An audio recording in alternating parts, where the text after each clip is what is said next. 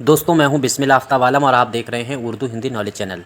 देखिए, आप राजस्थान में किसी भी टीचर बनने के लिए तैयारी कर रहे हैं, चाहे वो फर्स्ट ग्रेड हो, सेकंड ग्रेड हो या फिर थर्ड ग्रेड हो या फिर असिस्टेंट प्रोफेसर हो, तो आपके लिए बहुत इंपॉर्टेंट यह सीरीज़ होने वाली है, जिसमें जीके जीएस के जो क्वेश्चन होते हैं उसमें 40% अब सभी के लिए, चाहे एलटी ग्रेड वो राजस्थान का, चाहे फर्स्ट ग्रेड हो, चाहे सेकंड ग्रेड हो या थर्ड ग्रेड हो, इनमें सब में लगभग अनिवार्य है। अब तो असिस्टेंट प्रोफेसर में भी 40% आपको लाना अनिवार्य है। तो जीके जीएस की आज बात करेंगे। चारों ऑप्शन आप देखिएगा और फिर इसको एक्सप्लेन करते हुए चलेंगे। कॉपी और साथ साथ में पेन आप अपने पास रखिए। जो चीज़ें आपको इम्पोर्टेंट बताई जाती हैं उन फैक्ट को फ़ौरन के फ़ौरन नोट करते चलिए। आज का पहला प्रश्न है भारत में सर्वप्रथम 1863 में किस वैज्ञानिक ने पाषाणकालीन सभ्यता की खोज की थी। इम्पोर्टेंट है। देखो, इसमें जो नाम आपके सामने दिए गए हैं इन सब नामों पर गौर कीजिएगा। देखिए, दो नाम जो आपको सबसे नीचे यहाँ पे एक दिख रहा है नाम, डी वाला ऑप्शन जो है कार्लाइल, इसका नाम आपको याद होगा, उम्मीद करता हूँ सभी को मालूम होगा। ये वो बंदा है जिसने 1871 में, सन भी आपको नोट करते चलना चाहिए, 1871 में क्या किया है, पुरातत्व सर्वेक्षण जो है उसका कार्य करवाया था 1871 में राजस्थान के अंदर। तो ये इस बात के लिए प्रसिद्ध है, बाकी आपको मालूम होगा। सेकेंड वाला नाम आपको जो दिख रहा है उसको भी आपको जहन में, जो कनिंघम है, तो कनिंघम ने क्या किया था कि भारतीय पुरातत्व का जनक जो है वो कनिंघम को माना जाता है। तो राजस्थान में सर्वप्रथम अगर ये पूछा जाए कि पुरातात्विक सर्वेक्षण का कार्य किसने कराया है, तो आपका जवाब होना चाहिए कार्लाइल, यानी डी वाला आंसर सही होना चाहिए। और अगर ये पूछा जाए कि भारत में पुरातत्व जो है पुरातत्व विभाग है उसका जनक किसे माना जाता है, पुरातत्व का जनक किसे माना गया है, तो वो कनिंघम का नाम आपको याद रखना है, अलेक्जेंडर का नाम आपको याद रखना है। और इसमें जो आंसर आपका सही होने वाला है वो आंसर सही होगा बी। तो जिसने रॉबर्ट ब्रूस फूट को नाम दिया है उसका आंसर बिल्कुल एकदम सही होने वाला है।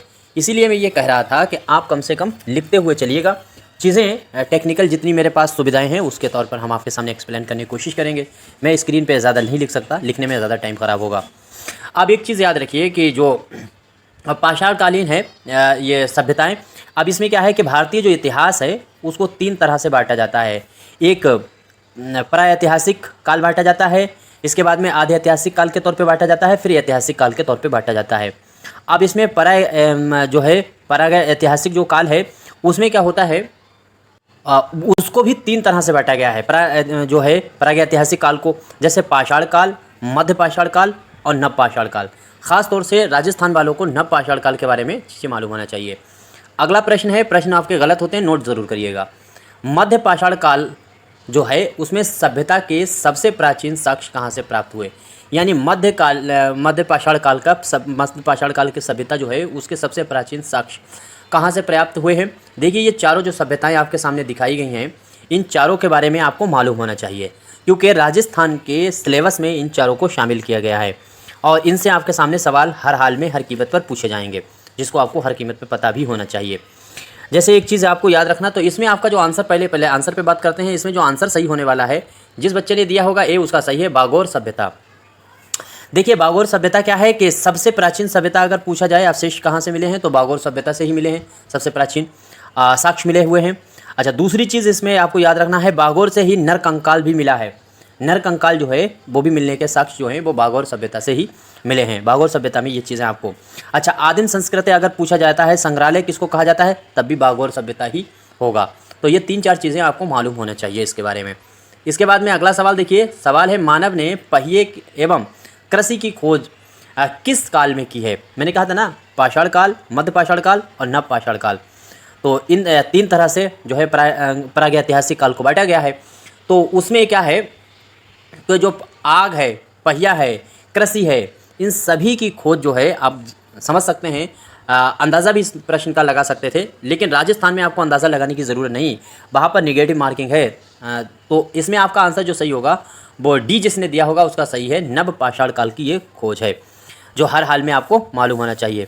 अच्छा, मैंने क्या, एक चीज़ और भी याद रखिएगा कि अभी मैंने कहा आग वगैरह की खोज भी इसी काल की खोज मानी गई है, लेकिन पत्थर के जो है खुरखुदरे जो औजार हैं उनकी अगर खोज पूछी जाती है तो वो पुरा पाषाण काल की है। तो पूर्व पाषाण काल, जिसे पुरा पाषाण काल कहते हैं, तो उसकी खोज है, ये चीज़ आपको नहीं भूलना चाहिए। अब दूसरी चीज़ क्या है कि नव पाषाण काल को अगर आप देखेंगे तो नव पाषाण काल में एक बहुत इंपॉर्टेंट चीज़ जो आपको हर कीमत पे मालूम होना चाहिए हर किसी को।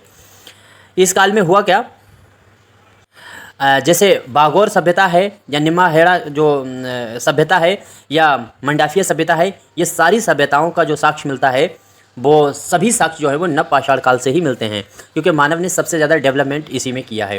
तो ये चीज़ आपको हर हाल में मालूम होनी चाहिए। अगला प्रश्न देखिए, प्रश्न है कि राजस्थान की आदिम संस्कृत का संग्रहालय किस सभ्यता को माना जाता है, कहा जाता है। तो आदिम संस्कृत सब जो है ये किसको कहा जाता है, ये चीज़ आपको मालूम होना चाहिए। मैंने एक बात अभी कही थी कि आदिम संस्कृत का संग्रहालय अगर पूछा जाता है तो वो बागोर सभ्यता, और राजस्थान की आदिम संस्कृत संग्रहालय अगर आपसे पूछा गया है, जैसे यहाँ पे ये प्रश्न आपके सामने रखा गया है, तो इसमें अगर आपसे जवाब जो आपका सही होगा वो आंसर सही होगा निम्बाहेड़ा, यानी आपका आंसर जो सही होने वाला है वो बी आंसर। जिस बच्चे ने बी दिया है उसका एकदम राइट आंसर होने वाला है। उम्मीद करता हूँ सभी का आंसर सही हुआ होगा। सॉरी, यहाँ पर भी बागैर सभ्यता ही होना, निम्बाहेड़ा गलत है। तो इसमें भी आंसर आपका, मैं कंफ्यूज हो गया, इसमें भी आंसर आपका फर्स्ट ही सही होगा। बागोर सभ्यता आपको याद रखना है कि आदिम संस्कृत जो है उसका संग्रहालय बागोर सभ्यता को ही माना जाता है। अब एक चीज़ याद रखिए, मुझे याद आई, इसी सभ्यता यानी बागोर सभ्यता में कृषि के साक्ष्य प्राप्त हुए। तो कितने प्रकार की कृषि के साक्ष्य प्राप्त हुए, तो 14 प्रकार की जो है वो कृषि के साक्ष्य प्राप्त हुए हैं। अगला सवाल देखिए, सवाल है गुहिल वंश की स्थापना किस सन में हुई है। देखिए गुहिल वंश सबसे पहले याद रखिएगा कि ये मेवाड़ का वंश है। मेवाड़ का अगर आप इतिहास पढ़ेंगे तो सबसे पहला जो वंश है उसमें गुहिल वंश जो है वो माना जाता है। अब इसमें आपके सामने देखिए जो सन दिए गए हैं, इसमें पहला वाला अगर आपके सामने जो सन दिया गया है 554, तो 554 में दरअसल इसकी स्थापना नहीं हुई है। और आपको याद जो रखना, इसका आंसर जो पहले देखते हैं, पहले आंसर पे बात करेंगे। इसमें जो आंसर सही होगा तो वो 566 सही होगा। जिस बच्चे ने जवाब दिया होगा 566 उसका आंसर सही है।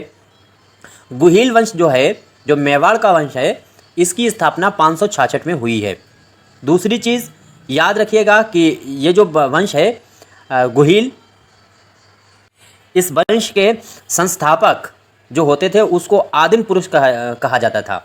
तो आदिम पुरुष कहलाते थे इस वंश के जो गुहिल थे, संस्थापक हुआ करते थे।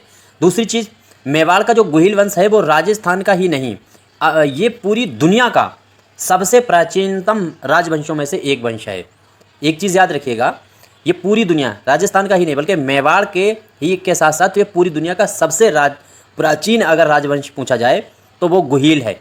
ये हर हाल में आपको याद रखना चाहिए। इसमें बहुत से राजा हुए हैं, बारी बारी इनकी हम लोग बात करेंगे। और दूसरी चीज़, गुहिल वंश की जो स्थापना तो 566 में हुई, अगर ये पूछ लिया जाए इसकी स्थापना जो है वो की किसने है, तो ये स्थापना जो है वो गुहिल ने ही की थी। गुहिल शासक था जिसने ही ये स्थापना की थी। इसके पिता का नाम आपसे पूछा जा सकता है कि गुहिल के पिता का नाम क्या था, तो जो है शिलादित्य जो है वो इनके पिता थे, शिलादित्य। और इसके बाद में है पुष्पावली इनकी माता का नाम था। गुहिल की माता का नाम पुष्पावली है और पिता का नाम शिलादित्य है, और गुहिल ने ही 566 में इसकी स्थापना की है। अच्छा, दूसरी बात, जो इसके संस्थापक हुआ करते थे उनको आदित्य पुरुष कहा जाता है। ये चीज़ आपको याद रखना चाहिए। इसके बाद में अगला प्रश्न है, कौन सा दुर्ग राजस्थान किलों का सिरमौर कहलाता है। बहुत इंपॉर्टेंट सवाल है, और इस तरह के सवाल जो होते हैं वो हर हाल में आपसे पूछे जाते हैं। एक चीज़ याद रखिएगा, अगर आपसे पूछा जाए कि जो मेवाड़ का पहला शासक जो है जहाँ से जिसने वास्तविक रूप से गुहिल वंश की स्थापना की है, तो वो बप्पा रावल है। ये चीज़ मैं मिस कर गया, जो वास्तविक अगर पूछा जाए तो बप्पा रावल है, वरना तो गुहिल है ही है। और बप्पा रावल गद्दी पर कब से कब तक बैठा है, तो 734 से लेकर के 753 तक। खैर, जो प्रश्न आपके सामने है उस पर हम लोग बात करते हैं। तो इसमें जिस बच्चे ने आंसर दिया होगा चित्तौड़, उसका आंसर एकदम सही होगा। देखिए चित्तौड़ है, राजसमंद है, कुंभलगढ़ है, और ये जितने चारों ऑप्शन दिए गए हैं ये सारे के सारे जो है वो मेवाड़ रियासत के ही तहत आते हैं। ख़ास तौर से जितनी रियासत हैं उनमें कौन कौन से ज़िले आते हैं, सबसे पहले बेसिक के तौर पर आपको पता होने चाहिए। जो राजस्थान का बच्चा है उसको तो हर कीमत पे हर हाल में ये चीज़ पता ही होती है कि कौन सा ज़िला किससे टच है और कौन से जो है रियासत में कौन से ज़िले आते हैं। लेकिन मेरी जो वीडियो है वो बेसिक के साथ साथ में थोड़ा ऐसे सवालों को सामने लेकर के आएगी एक्सप्लेन करते हुए, जिससे आपकी बुनियादी चीज़ें मजबूत हो जाएं, और उर्दू वाले चाहे टीजीटी के हों चाहे पीजीटी के, उनके लिए बहुत ही अहम ये साबित हो। तो जो राजस्थान के दुर्ग हैं उनका सिरमौर जो कहा जाता है वो चित्तौड़ कहा जाता है। आगे चित्तौड़ की हिस्ट्री अलग से पढ़ेंगे जब अलाउद्दीन वगैरह को पढ़ा जाएगा। बहुत इंपॉर्टेंट है ये चित्तौड़। तो आपका आंसर जो सही होगा वो बी होगा। आगे दूसरी चीज़ इस चित्तौड़ के बारे में आपको याद रखना चाहिए, राजस्थान में किलों का ये सिरमौर तो है ही है, लेकिन इसको लिविंग फोर्ट भी कहा जाता है। ये चीज़ भी आपको नहीं, राजस्थान का प्रथम लिविंग फोर्ट ऐसा जो था जिसके अंदर खेती की जाती थी, ऐसा लिविंग फोर्ट, ये बात भी आपको हर हाल में इसके बारे में याद रखना चाहिए। अगला प्रश्न देखिए, प्रश्न है बप्पा रावल का स्मारक कहाँ है। देखिए एक चीज़ याद रखिए, बप्पा रावल की जब बात आई है तो इनके बारे में जान लीजिए। बप्पा रावल मैंने कहा था कि वास्तविक संस्थापक हैं मेवाड़ जो है रियासत के, और दूसरी चीज़ गोहिल वंश के। और इनके बारे में याद रखिएगा कि इन्होंने, बप्पा रावल ने ही अपनी राजधानी जो है वो नागदा को बनाया था। नागदा कहाँ है, तो ये है क्या कहते हैं उदयपुर में। अब इनका स्मारक भी, चूँकि इन्होंने अपनी राजधानी ही बनाया था तो इनका स्मारक भी नागदा में ही है, यानी उदयपुर जो है उसी में, उदयपुर नागदा जो है वो उदयपुर के अंदर आता है, और यहीं पर इनके बप्पा रावल का जो है वो स्मारक बना हुआ है, और इसी को इन्होंने अपनी राजधानी भी बनाया था। ये बातें आपको मोटी मोटी चीज़ें हैं जो हर हाल में याद होना चाहिए। अच्छा एक चीज़ और बप्पा रावल से मुतालिक आपको याद रखना चाहिए कि बप्पा रावल जो हैं इनके गुरु का नाम अगर आपसे पूछा जाए तो हरित ऋषि जो है वो आपको याद रखना चाहिए। इनकी गायों को ही ये चराया करते थे हरित ऋषि, तो वो उनके ही आशीर्वाद से ये 734 में गद्दी पर बैठे थे। एक चीज़ इनके बारे में आपको हर हाल में याद रखिएगा। अच्छा इन्होंने हराया किसका था, तो मौर्य वंश जो था उसका शासक था मान मौरी। मान मौरी का नाम आपको याद रखना चाहिए। मान मौरी का हर हाल में, मान जो है मौरी जो है इसका नाम आपको याद रखना चाहिए। मान मौरी जो है इसको हरा करके ये गद्दी पर बैठे थे। मैं बहुत आराम से एक्सप्लेन कर रहा हूँ ताकि आपको चीज़ें, मोटी मोटी चीज़ें सारी की सारी याद होती चलें। अच्छा एक चीज़ और भी इनसे मुतालिक आपको, इनसे संबंधित हर हाल में याद रहे, बप्पा रावल से संबंधित, मेवाड़ में ये प्रथम शासक हैं जिन्होंने सोने के सिक्के चलाने का प्रचलन शुरू किया था। सोने के सिक्के सबसे पहले मेवाड़ में किसने शुरू करे हैं, तो बप्पा रावल का नाम आपको याद रखना चाहिए। हर हाल में बप्पा रावल की ये मोटी मोटी चीज़ें जो हमने आपको बताई हैं, इतनी कम से कम आपको हर कीमत पर हर हाल में याद ही रहनी चाहिए। अगला प्रश्न है शैव धर्म के कितने संप्रदाय माने जाते हैं। ये भी प्रश्न आपसे बहुत बार पूछा जा चुका है। इसमें जैसे संप्रदाय होते हैं तो उनमें से ख़ास तौर से अलग अलग संप्रदाय और भी निकल आते हैं। जैसे क्या कहते हैं, बौद्ध अगर धर्म है तो आप उसमें देखिए उसमें भी 2 संप्रदाय अलग अलग हो गए, जैन धर्म में भी अलग अलग हो गए। तो इसमें जिसका प्रश्न जो आंसर जिसने भी दिया होगा 4 आंसर उसका सही है। 4 आपको याद रखना चाहिए। कौन कौन से हैं, तो सबसे पहले आपको याद रखना चाहिए कपालिक जो है वो भी शैव धर्म के अंतर्गत आता है। साथ ही साथ में पाशुपात जो है वो भी शैव धर्म के अंदर आता है। लिंगायत आपको याद रखना, ये भी संप्रदाय इसी के अंदर आता है। और चौथा जो नाम आपको याद रखना चाहिए वो मेरे दिमाग से निकल रहा है शायद, हाँ काश्मीरक। आपको मुझे याद आया कि काश्मीरक जो है वो चौथा संप्रदाय है। तो इस तरह से आपको उम्मीद करता हूँ चीज़ें क्लियर हो गई होंगी। ये सारी चीज़ें आप अपने पास नोट ज़रूर करें, तभी आपका काम बनने वाला है, आसान बनेगा। नोट करते जाएंगे फिर उसी का रिवीजन आपको बार बार करना है। जो चीज़ें बता रहे उनको आपको आहिस्ता से वीडियो बगैर स्लिप करे आपको देख सकते हैं। देखिए क्वेश्चन अच्छे लगे तब आपको आखिर में लाइक करना है, और नहीं अच्छे लगे तो फिर डिसलाइक करना है। कोई भी मशवरा है कमेंट कर सकते हैं। ये सीरीज़ जो मैंने शुरू की है ये ख़ास तौर से जो राजस्थान उर्दू TGT PGT है उसके लिए, और यूपी में जो LT ग्रेड और GIC है उसके लिए अलग से, इसका GK GS अलग है यूपी का, और राजस्थान का स्पेशल अलग होता है। तो उसकी भी सीरीज़ चल रही है, आप देख सकते हैं। बाकी उर्दू की कंप्लीट तैयारी के लिए आप प्लेलिस्ट में जा सकते हैं। देखिए मेवाड़ के किस शासक ने हूड़ राजकुमारी से शादी की थी। ये सवाल राजस्थान के कई एग्ज़ाम में पूछा जा चुका है। हम पेपर पुराने देख रहे थे, उसी हिसाब से मैंने सवाल बनाए हैं, प्रश्न आपके सामने रखे हैं। एक चीज़ आपको कॉमन आपको बता देते हैं कि ये जब आपको यहाँ पे 4 दिख रहे हैं नाम, चाहे वो श्याम सिंह के हों, चाहे बप्पा रावल का हो, चाहे तेज सिंह का हो, या फिर अल्लट का नाम होना चाहिए। इनमें ये सारे के सारे मेवाड़ के शासक हैं और गुहिल वंश के शासक हैं। ये भी चीज़ आपको याद रखना चाहिए। अब इसमें एक चीज़ और भी याद रखिएगा कि अल्लट का नाम आपको दिखना चाहिए। बप्पा रावल के बाद एक लंबे समय के बाद जो गुहिल वंश है उसका बहुत ही ज़्यादा प्रभावशाली शासक अगर आया है तो वो अल्लट आया है। इसका नाम आपको याद रखिए। तो हूड़ राजकुमारी जो थी, वो हूड़ जो है वो भारत पर लगातार आक्रमण करते रहते थे और ये ख़तरनाक जनजाति टाइप के थे। तो अल्लट जो था उसी ने शादी की थी हूड़ राजकुमारी से, और हूड़ों की सहायता से ही इसने अपने साम्राज्य का बाद में विस्तार किया। अब अल्लट के बारे में जानते रहिए। एक चीज़ इनके बारे में है कि 951 से ये गद्दी पर बैठा है। एक चीज़ आपको यहीं से याद रखना चाहिए कि 951 में ये गद्दी पर बैठा है। दूसरी चीज़ 953 तक ये गद्दी पर रहा, मतलब 2 ही 3 साल इसने शासन किया है, लेकिन बहुत ही अहम इसने काम किया है। और इनके बारे में अगर आपको जानना है तो इन्होंने एक चीज़ और भी आपको याद रखना है कि यह वो शासक है जिसने आहड़ को मेवाड़ की दूसरी राजधानी बना दिया था। अभी शुरू में हमने लोगों ने पढ़ा था कि बप्पा रावल ने नागदा को राजधानी अपनी बनाया था। उसके बाद में उसी वंश का शासक है अल्लट। इसने क्या करा था, इसने मेवाड़ की दूसरी राजधानी जो बनी है वो आपको याद रखना है, आहड़ को इसने राजधानी बना दिया था। यह दूसरी राजधानी है मेवाड़ की। और यहीं आहड़ पर इसने क्या करा था, यहीं पर 12 मंदिर भी इसने का निर्माण कराया है। तो 12 मंदिर कहाँ पर है, तो वो भी अल्लाह जो है इसमें आहड़ में है। ये चीज़ आपको हर कीमत पर नहीं भूलना चाहिए। अगला प्रश्न देखिए कि मेवाड़ के किस शासक ने अपने शासन में नौकरशाही की शुरुआत की है। तो नौकरशाही की शुरुआत भी इसी ने की थी, जिसका नाम अल्लट है।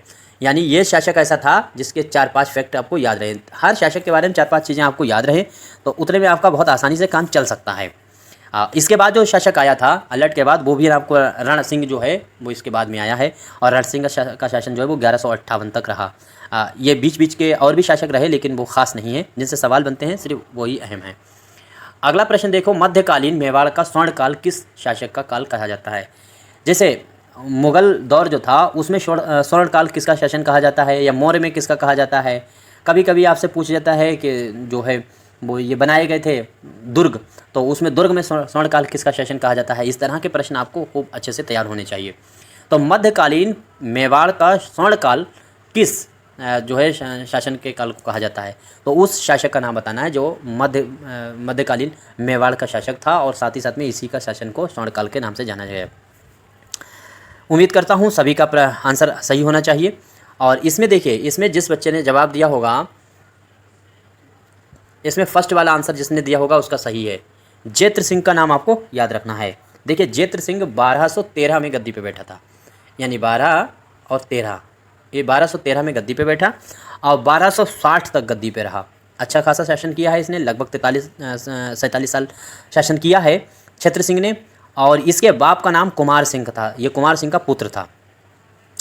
अच्छा, क्षेत्र सिंह और जो है इल्तुतमिश, देखिए इल्तुतमिश का भी इतिहास आपको पता होगा कि वो भी कुतुबुद्दीन ऐबक के बाद में इल्तुतमिश ही गद्दी पर बैठा था।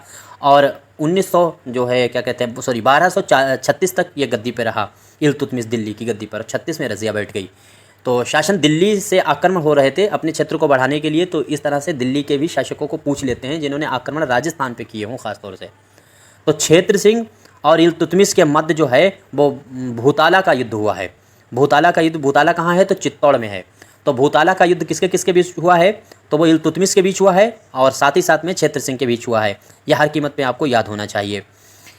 उम्मीद करता हूँ याद भी होगा। तो इसी के शासन काल को जो है वो मेवाड़ का स्वर्णकाल भी कहा जाता है। ये मोटी बातें हैं जो आपको हर कीमत पे पता होनी चाहिए थी।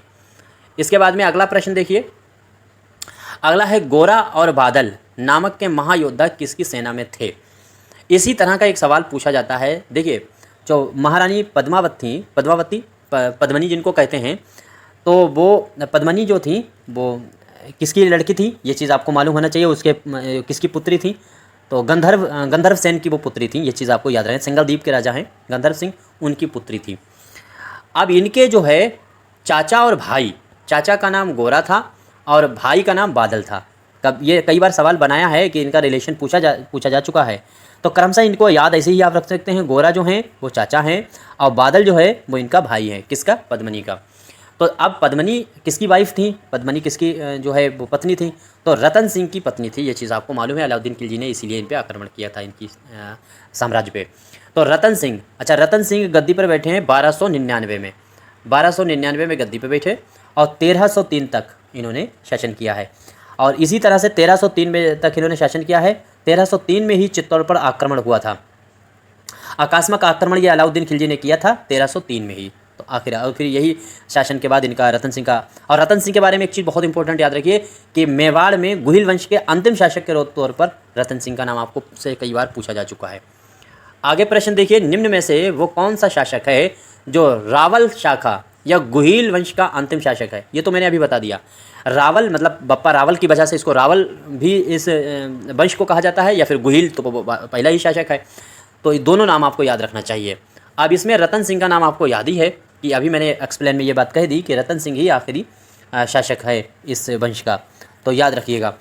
अच्छा, दूसरी चीज़ इनके बारे में और जो ज़्यादा चीज़ें अगर याद करें तो आप देखेंगे कि जब आक्रमण अलाउद्दीन खिलजी ने किया था रतन सिंह पे, इनकी वाइफ की सुंदरता की वजह से और एक बार सवाल पूछा था कि किसने उत्साहित किया था अलाउद्दीन खिलजी को रतन सिंह पर आक्रमण करने के लिए।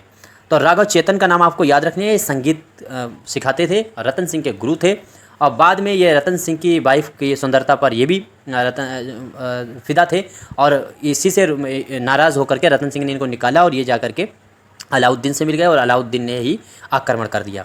1303 में यह आक्रमण हुआ है चित्तौड़ के ऊपर। तो चित्तौड़ जो है वो मेवाड़ के तहत ही आता है, ये चीज़ आपको मालूम ही है। अच्छा, जब आक्रमण हुआ तो रतन सिंह जो है, रतन सिंह ने केसरिया धारण करके वीर गति को प्राप्त हुए। वीर गति को प्राप्त होना, शहीद हो जाना। तो वीर गति को प्राप्त हुए केसरिया, जो केसरिया है उसको धारण करके, ये चीज़। और यही एक सवाल और यहाँ पे बनता है, बहुत इंपॉर्टेंट सवाल है, ये आपके सामने आया है। रतन सिंह के बारे में एक चीज़ और याद रखिए कि इनकी जो पत्नी है पद्मिनी, इन्होंने 1600 महिलाओं के नेतृत्व किया, और 1600 महिलाओं ने इनके नेतृत्व में, पद्मिनी के नेतृत्व में जो है वो जौहर कर लिया था। जौहर क्या होता है कि अपने आप को आग में ले जा करके जला देना, शत्रु के हाथ ना आ पाओ, शत्रु से बचने का एक ये उपाय था उस वक्त की, जब मतलब अपनी अस्मिता, अपनी इज्जत को बचाने के लिए महिलाएं करती थी। तो जौहर ये किया गया था। इतनी बातें आपको उम्मीद करता हूँ सारी चीज़ें याद ही होंगी। अब अगला प्रश्न देखिए, मेवाड़ सिसोदिया वंश का प्रथम शासक कौन था। तो मेवाड़ सिसोदिया जो वंश है उसका प्रथम शासक आपको बताना है कि कौन है। उम्मीद करता हूँ सभी का आंसर सही होना चाहिए, फटाफट जवाब देने की कोशिश कीजिए। अच्छा, एक चीज़ मैंने यहाँ पर अभी हम लोग बात कर रहे थे, इसने अलाउद्दीन खिलजी ने जो आक्रमण किया था, जब इस चित्तौड़ के किले को जीत लिया था, तो ये जो है एक सवाल पूछा जा चुका है कई बार कि इसने जीतने के बाद चित्तौड़ का किला किसके कब्जे में दे दिया था। तो खिज्र खां के कब्जे में दे दिया था, इसीलिए चित्तौड़ किले का नाम बदल करके खिजराबाद रख दिया गया था। ये सवाल पूछ चुके हैं, इसलिए आपको किसी भी कीमत पे नहीं भूलना चाहिए। अलाउद्दीन खिलजी का अगर पूछा जाए साथ में रहने वाला शायर कौन था, तो वो अमीर खुसरो हैं। अब ये प्रश्न आपके नज़रों के सामने है। देखिए, इसमें जो डेट दी गई है वो सब सही है, डेट आपको यहीं से नोट कर लेनी चाहिए। तो हमीर सिसोदिया का नाम आपको याद रखना है।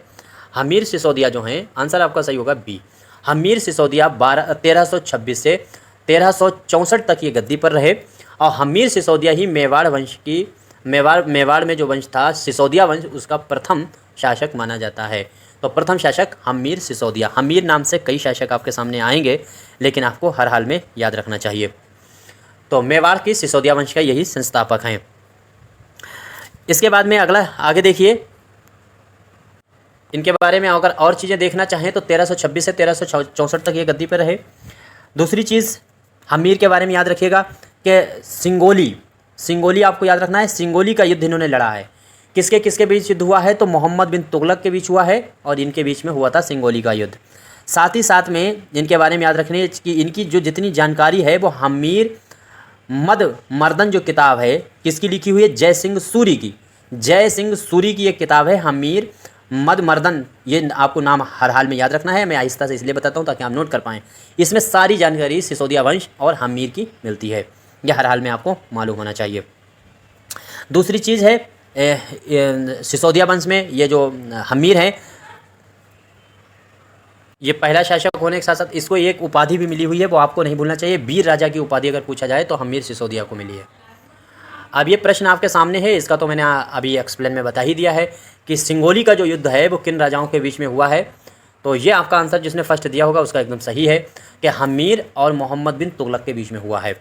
मोहम्मद बिन तुगलक पागल बादशाही से कहा जाता है, और दिल्ली सल्तनत है जितने सुल्तान हुए उनमें सबसे पढ़ा लिखा शासक है।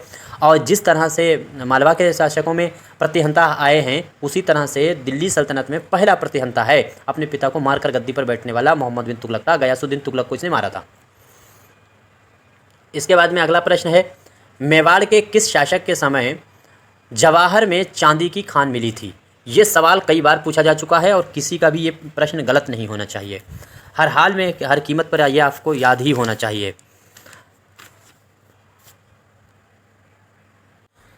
तो देखो, ये आंसर आपका जो जिसने भी दिया होगा डी, उसका तो आंसर सही है। आंसर इसमें होगा महाराणा लाखा। लखपति आदमी कैसे बनता है, जब बहुत अचानक पैसा आ जाए। तो चांदी की बहुत बड़ी जो है वो खान मिली थी उदयपुर के अंदर, और किसके समय में मिली है मेवाड़ में, तो ये महाराणा लाखा के समय मिली है। महाराणा लाखा के बारे में आपको अगर याद और चीज़ें अगर देखी जाए तो 1300 आपको याद रखना चाहिए। 1382 में ये गद्दी पर बैठा। 1382 में गद्दी पर बैठा और 1421 तक ये गद्दी पर रहा। इसी के समय ये खान मिली है और ये वही बंदा है जिसके समय पर पिछौला झील का भी निर्माण 14वीं सदी में हुआ था। पिछौला झील, ये पिछौला झील कहाँ है तो उदयपुर में है। नटनी का चौतरा भी इसी में है। ये झील मेरी खूब घूमी हुई है, तो नटनी का चौतरा भी इसी में है। जग मंदिर है और ये तमाम जो है घूमने वाले टूरिस्ट अड्डे के तौर पर ये फेमस है और इसमें आप अगर गए होंगे तो देखा भी होगा। अब यहीं पर ये झील ऐसी झील है जहाँ पर क्या है, जग मंदिर तो हाई है और साथ ही साथ में जब शाहजहाँ को गिरफ्तार करने के लिए जहांगीर ने अपनी फ़ौज भेजी थी राजस्थान में, तो जग मंदिर में ही अपनी पनाह ली थी शाहजहाँ ने। ये बात भी आपको याद रखना चाहिए, पिछौला झील में ही यह है। अच्छा, दूसरी चीज़, जो पिछौला झील है इसी झील को स्वरूप सागर के भी नाम से जाना जाता है। तो ये भी इसी के समय ये सारे काम हुए हैं, महाराणा लाखा के समय पर। इस तरह से आपको इसके बारे में याद रखना चाहिए। अच्छा, महाराणा लाखा जो है वृद्ध अवस्था में ये जो बूढ़ा हो गया था, इससे एक कहानी मंसूब की जाती है जो आपको हर कीमत पे याद होना चाहिए। तो महाराणा लाखा जो था, इसका एक लड़का था राव चूड़ा।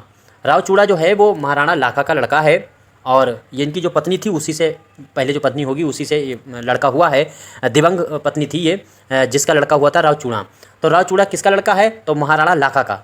महाराणा लाखा जो है वो बूढ़ा हो रहा था और बूढ़ा होने के साथ साथ में अब आपको एक चीज़ यहाँ पर याद रखनी चाहिए, ये बूढ़ा हो गया था। अब इसका जो लड़का है उसका विवाह होने वाला था जिसका नाम था राव चूड़ा। तो किसी भी ब्राह्मण को भेज करके दे दिया जाता था, जैसे पुत्री का विवाह किसी राजकुमार के साथ होना है तो लड़की वाले क्या करते थे कि एक ब्राह्मण को हाथ में नारियल का दे करके जो पैकेट होता था और वो जिसके हाथ में दे दिया जाएगा समझ लीजिए उसी से विवाह हो जाएगा। अब ये ब्राह्मण लेकर के पहुँच गया जो है महाराणा लाखा जो था उसके दरबार में। लड़का का विवाह होना था राव चूड़ा का। तो राव चूड़ा जो है वो शिकार खेलने चला गया था। तो ब्राह्मण ने किया क्या कि वो जो लाया था क्या कहते हैं ये नारियल का पैकेट, उसने वो जो है महाराणा लाखा को दे दिया। तो लाखा को दे दिया तो इस तरह से लाखा से शादी हो गई मारवाड़ की राजकुमारी जिनका नाम है हंसाबाई। हंसाबाई का विवाह किससे हो गया, वृद्ध अवस्था में, बुढ़ापे में राणा लाखा की शादी हो गई। किससे हो गई, इस तरह से इस परंपरा के तहत हो गई। तो वो हो गई है हंसाबाई से। और जब हंसाबाई से हो गई तो वो जब लौट के लड़का आया, पता चला शिकार खेल के राव चूड़ा, तो उसे बताया गया तो उसने कहा ये तो सब गड़बड़ हो गया।